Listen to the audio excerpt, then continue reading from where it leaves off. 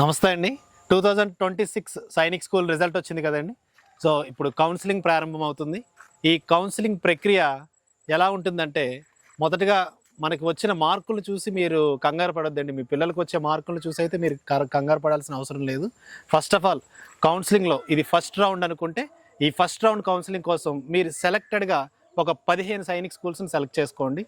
పాత సైనిక్ స్కూల్స్ ఏవైతే ఉన్నాయో 33 సైనిక్ స్కూల్స్, ఆ 33 సైనిక్ స్కూల్స్ నుంచి ఒక 10 సైనిక్ స్కూల్స్ని, కొత్త సైనిక్ స్కూల్స్ ఎన్ఎస్ఎస్ కొత్త Sainik schools, new Sainik schools ఏవైతే ఉన్నాయో వాటి నుంచి ఒక 5 సైనిక్ స్కూల్స్ని సెలెక్ట్ చేసుకోండి. ఈ 10 సైనిక్ స్కూల్స్ని ఒక ప్యాటర్న్లో, ఫర్ ఎగ్జాంపుల్ మీకు దగ్గరగా ఉన్న బెస్ట్ సైనిక్ స్కూల్ ఏదైతే ఉంటుందో దాన్ని ఫస్ట్, సెకండ్, థర్డ్, 4 ప్రయారిటీస్లో ఒక్కొక్క ప్రయారిటీలో ఒక్కొక్క సైనిక్ స్కూల్ని పెట్టండి. పెట్టిన తర్వాత ఇలా ఒక 15 సైనిక్ స్కూల్స్ని మీరు అటెంప్ట్ చేసేయండి. కౌన్సిలింగ్లో అటెంప్ట్ చేసిన తర్వాత మీరేం చేయాలంటే ఫస్ట్ రౌండ్ రిజల్ట్ కోసం వెయిట్ చేయండి. ఈలోపు మీరు పిల్లాడి పేరు మీద క్యాస్ట్ సర్టిఫికేట్, వాడి యొక్క Aadhaar, date of birth certificate, అన్ని డాక్యుమెంట్స్ కరెక్ట్గా ఉన్నాయో లేవో చూసుకోండి. ఆధార్ కార్డులో ఏదైతే పేరు ఉంటుందో అదే పేరుతో స్టడీ సర్టిఫికేట్లు, టీసీలు కూడా ఉండాలి.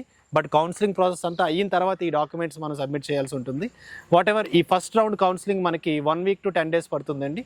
రిజల్ట్ వచ్చిన తర్వాత ఇమీడియట్గా ఎవరికైతే సీట్ అలాట్ అవుతుందో వాళ్ళని ఆ సైనిక్ స్కూల్స్కి రమ్మని చెప్తారు. అక్కడ మెడికల్ జరుగుతుంది. సో మెడికల్ జరిగిన తర్వాత అప్పుడు సీట్ అలాట్మెంట్ జరుగుతుందండి. అంతవరకు కూడా క్యాండిడేట్ వెయిటింగ్లో ఉండేటట్టే. సో ఇక్కడ ఒక విషయం గుర్తుంచుకోవాలి. సో ఫస్ట్ రౌండ్లో మీకు సీట్ అలాట్ అవ్వకపోతే అక్కడితో అది అయిపోయినట్టు కాదు. ఈ మెరిట్లో ఉన్న చాలామంది పిల్లలు ఫస్ట్ రౌండ్ తర్వాత సీట్ అలాట్మెంట్ ఎలా ఉంటుందో చూడడం కోసమే కౌన్సిలింగ్కి వచ్చే వాళ్ళు ఎక్కువ మంది ఉంటారండి.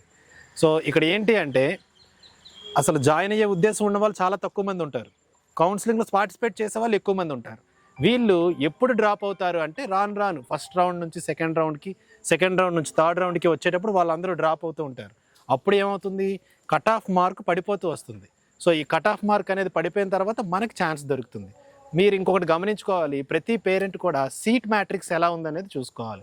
ఏ సైనిక్ స్కూల్స్లో ఫస్ట్ రౌండ్ తర్వాత ఎన్ని సీట్లు ఖాళీ ఉన్నాయి, ఖాళీ ఉన్న సీట్లలో మీ కేటగిరీకి అంటే మీ క్యాస్ట్కి ఎన్ని సీట్స్ వేకెన్సీస్ ఉన్నాయి, మీ జెండర్కి ఎన్ని సీట్స్ వేకెన్సీ ఉన్నాయి, లోకల్లో వేకెన్సీ ఉందా, నాన్ లోకల్లో వేకెన్సీ ఉందా, ఇవన్నీ మీరు చెక్ చేసుకోవాలండి. సీట్ మ్యాట్రిక్స్ బాగా ఫాలో అయిన తర్వాతనే మీరు సెకండ్ కౌన్సిలింగ్లో ఆప్షన్స్ పెట్టాలి. చాలామంది ఏంటంటే తెలియకుండా ఏం చేస్తుంటారంటే బ్లైండ్గా అవే రిపీటెడ్గా పెట్టేస్తుంటారు.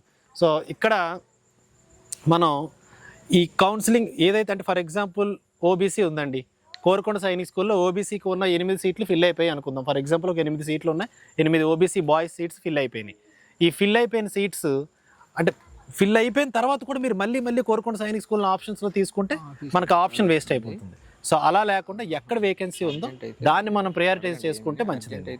మరొక విషయం ఇక్కడ మీరు గమనించాల్సింది ఏంటంటే, లాస్ట్ ఇయర్ పేపర్, ఆ ముందు ఇయర్ పేపర్ని గమనించి ఇయర్ తక్కువ మార్కులు వచ్చినాయి కష్టమేమో అనుకుంటే, లాస్ట్ ఇయర్ మెరిట్ మరి 290, 280 ప్లస్ వచ్చిన వాళ్ళు చాలామంది ఉన్నారు. సో ఈ ఇయర్ మెరిట్ అలా ఉండదండి, 270, 280లోనే ఉంటుంది మ్యాక్సిమం మెరిట్. అది కూడా 10 సంఖ్యలో ఉంటారు వాళ్ళు. 270, 280 అబవ్ వచ్చిన వాళ్ళు, 100లో ఉన్న వాళ్ళందరూ 260 పైన ఉంటారండి, వేలల్లో ఉన్న వాళ్ళు 250 ప్లస్ ఉంటారు. అంటే ఈ ఇయర్ పేపర్ చాలా బాగా వచ్చిందనే చెప్పాలి. ఎవరైతే కోచింగ్ తీసుకున్నారో ఆ పిల్లలు కొంచెం బాగా రాయగలుగుతారు. సో కోచింగ్ లేని వాళ్ళు ఒక అడుగు వెనుకుంటారు. ఇది ఎందుకు ఇలా జరిగింది అంటే, గత 2021, 22 పేపర్స్ని బట్టి ఈ కోచింగ్ ఇన్స్టిట్యూట్ వాళ్ళందరూ ఏం చేశారంటే బ్లంట్గా పిల్లల్ని తయారు చేసేసారండి. అంటే బట్టి పట్టించేశారు. కొన్ని రకాల మోడల్ క్వశ్చన్స్ని, కొన్ని ఇంపార్టెంట్ క్వశ్చన్స్ని బట్టి పట్టించేసి అదే ప్యాటర్న్లో ప్రిపేర్ చేయించేశారు. లాస్ట్ ఇయర్ 290 ప్లస్ రావడం నేషనల్ టెస్టింగ్ ఏజెన్సీ వాళ్ళకి నచ్చలేదండి. ఎన్టీఏ వాళ్ళు కదా ఎగ్జామ్ ఆర్గనైజ్ చేసింది, వాళ్ళకి ఈ విషయం ఏమాత్రం నచ్చుండదు. అంతమంది తెలివైన మేధావులు కలిసి తయారు చేసిన ఒక పేపర్ని పిల్లలు ఎంత ఈజీగా క్రాక్ చేస్తారా అనేది వాళ్ళకి 100% నచ్చుండదు. అందుకనే ఈ ఇయర్ పేపర్ని ఎవరు ఊహించిన విధంగా ఇచ్చారు. అది చాలా మంచిదైంది, అలా ఇవ్వడం కూడా చాలా మంచిదేనండి. సో ఇక్కడ మార్కుల గురించి మనం సంశయించాల్సింది ఏమీ లేదు. కొత్త సైనిక్ స్కూలో, పాత సైనిక్ స్కూల్లో ఏదో ఒక సైనిక్ స్కూల్ అయితే సీట్ అలాట్ అవుతుంది. మీరు క్వాలిఫై అయ్యారంటే సీట్ అలాట్ అవ్వడం ఖాయం. సీట్ అలాట్ అవ్వడం మాత్రం ఖాయం, క్వాలిఫై అయితే చాలు. అయితే ఎలాంటి సైనిక్ స్కూల్లో సీట్ వస్తుంది అనేది మనం చెప్పలేము. అది దగ్గర ఉండొచ్చు, దూరం ఉండొచ్చు. కొత్త సైనిక్ స్కూల్కి, పాత సైనిక్ స్కూల్స్కి ఇక్కడ ప్రజలు కొంత కన్ఫ్యూజ్ అవుతున్నారు. ఏమంటున్నారు పేరెంట్స్ సింపుల్గా, కొత్త సైనిక్ స్కూల్స్ అన్ని గవర్నమెంట్ సైనిక్ స్కూల్స్, పాత సైనిక్ స్కూల్స్ అన్ని ప్రైవేట్ సైనిక్ స్కూల్స్ అంటున్నారు. ఎవరు చెప్పారండి? ప్రైవేట్ సైనిక్ స్కూల్స్ కాదండి ఇదంతా. మరి ఈ పాత సైనిక్ స్కూల్స్కి, కొత్త సైనిక్ స్కూల్స్కి కలిపే కదండి మనం రాస్తున్నాం ఎగ్జాము. ఆ ఎగ్జామ్ పేరు ఏఐఎస్ఎస్సి కదా, all India Sainik school entrance exam conducted by NTA కదా. సో అంటే ఈ అన్ని సైనిక్ స్కూల్స్కి మనం రాస్తున్నది ఒకటే కామన్ ఎంట్రన్స్ టెస్ట్. ఈ ఒక కామన్ ఎంట్రన్స్ టెస్ట్కి మనం చేస్తున్నది ఏంటి, కొత్తవి పాతవి అంతే. మరి కొత్త వాటికి ఏంటండి ప్రత్యేకత అంటే ప్రత్యేకత ఏం లేదండి. ప్రైవేట్ స్కూల్స్లో సైనిక్ స్కూల్ వాడు బిల్డింగ్ తీసుకున్నాడు అంతే. సైనిక్ స్కూల్ మేనేజ్మెంటే రన్ చేస్తుంది, వాళ్ళే ఫీ స్ట్రక్చర్ డిజైన్ చేస్తారు, టైం టేబుల్, టీచర్స్ని అన్నిటిని సెట్ చేసేది సైనిక్ స్కూల్ మేనేజ్మెంటేనండి. సో ఇక్కడ మీరు కన్ఫ్యూజ్ అవ్వద్దు. కొత్తది పాతది అంటే పాతవన్నీ వెల్ ఎస్టాబ్లిష్డ్, కొత్తవన్నీ ఎస్టాబ్లిష్మెంట్ జరుగుతూ ఉన్నాయి.